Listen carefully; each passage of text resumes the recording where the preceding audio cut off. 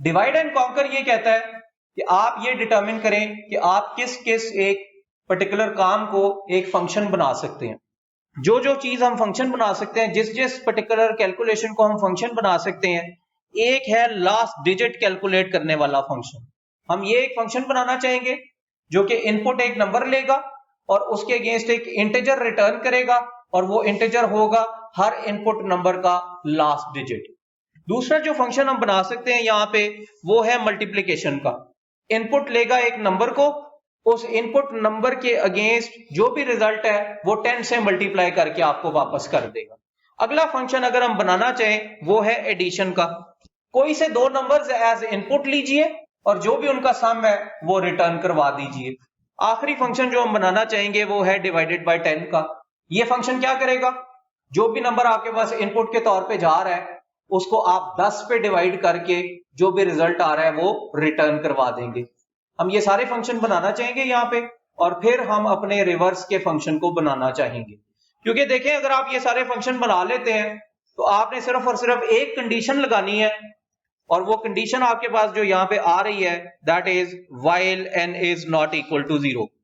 जब तक आपका n 0 नहीं होता आपने इन फंक्शंस को कॉल करते रहना है और आपका रिवर्स ऑफ अ नंबर जो है वो कैलकुलेट हो जाएगा। So without further delay let's move to our code. Side by side पे हम देखना चाहेंगे कि हम कौन कौन से फंक्शन बनाना चाह रहे हैं। पहला फंक्शन जो हमारे पास है यहाँ पे वो इंटीजर रिटर्न कर रहा है। It is returning the last digit of any input number, जो कि हमारे पास इंटीजर नंबर है।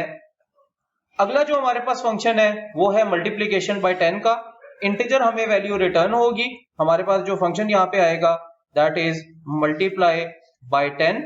ये मल्टीप्लाई बाय 10 एक इनपुट नंबर n लेगा और जो भी रिजल्ट है उसको 10 से मल्टीप्लाई करके वापस करा देगा। तीसरा जो फंक्शन हमारे पास है वो इंटीजर रिटर्न करेगा।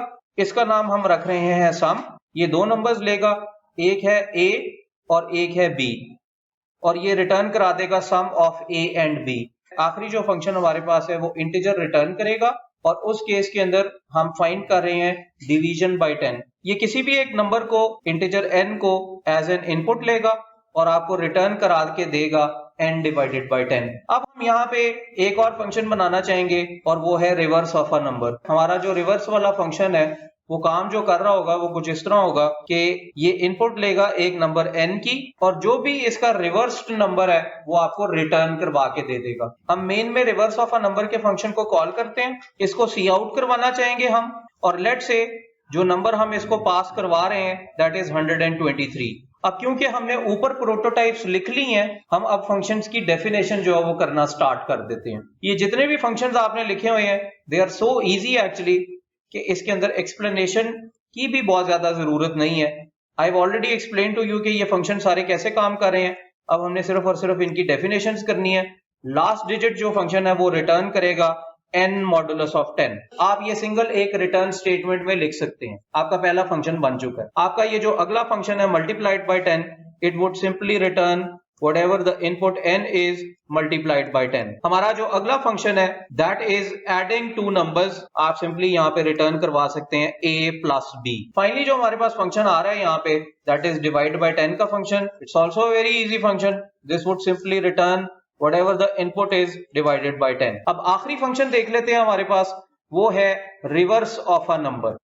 Return type is integer, reverse of a number calculate हो रहा है, integer n as an input आ रहा है। ये तब तक चल रहा है जब तक कि आपके पास n जो है that is not equal to 0। ये हमने अभी वेरीफाई किया कि ये n नॉट इक्वल टू 0 तक हमने क्यों चलाना है। अब इस फंक्शन के अंदर हमने कैलकुलेट करना है एक रिवर्स ऑफ अ नंबर। आपके पास यहाँ पे जो रिवर्स ऑफ अ नंबर की इनिशियल वैल्यू आ रही है दैट शुड बी 0। तो आपको यहाँ पे एक इंटीजर वेरिएबल बनाना पड़ेगा विच इज rev, जिसके अंदर वैल्यू आपको रखवानी पड़ेगी इक्वल टू 0। रिटर्न करवा देनी है rev की वैल्यू। अब जो काम करना है वो कर लेते हैं, विच मीन्स के हमने यहाँ पे rev के अंदर फाइंड करना है एक लास्ट डिजिट सबसे पहले, विच मीन्स के हमने लास्ट डिजिट फाइंड करना है यहाँ पे इनपुट नंबर n का। ये काम करने से एक्चुअली आपने ld फाइंड कर ली। फिर आपने यहाँ पे मल्टीप्लीकेशन ऑफ नंबर को फाइंड करना है, यानी कि मल्टीप्लीकेशन ऑफ 10 को आपने फाइंड करना है। मैं आपको यहाँ पे अभी लिख के बता रहा हूँ कि ये आपने कैसे करना है। सब कुछ आपने यहाँ पे फाइंड करना है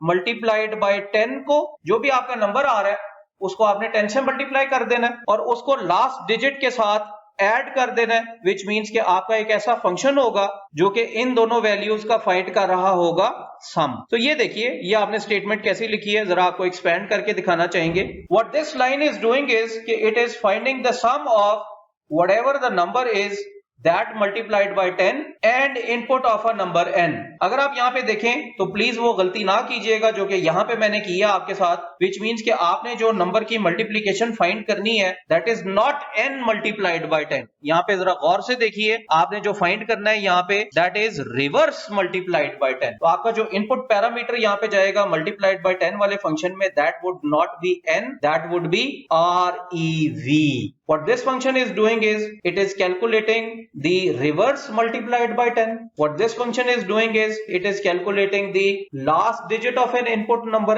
n, and what this function is doing is sum। कि ये जो भी इनपुट आ रही है which means के रिवर्स मल्टीप्लाइड बाय 10 का आंसर और लास्ट डिजिट का आंसर, उन दोनों को कर रहा है ऐड। नेक्स्ट आइट्रेशन में जाते हुए अब आपका नंबर जो है वो n नहीं होना चाहिए बल्कि वो हो जाना चाहिए n डिवाइडेड बाय 10। n को आपने करना है इक्वल टू डिवाइड बाय 10 और इसके अंदर पास आपने करा देना है n, और जब ये चलेगा तो आपको आंसर जो यहाँ पे मिलेगा that would be 321, which was the expected result of the input that you have।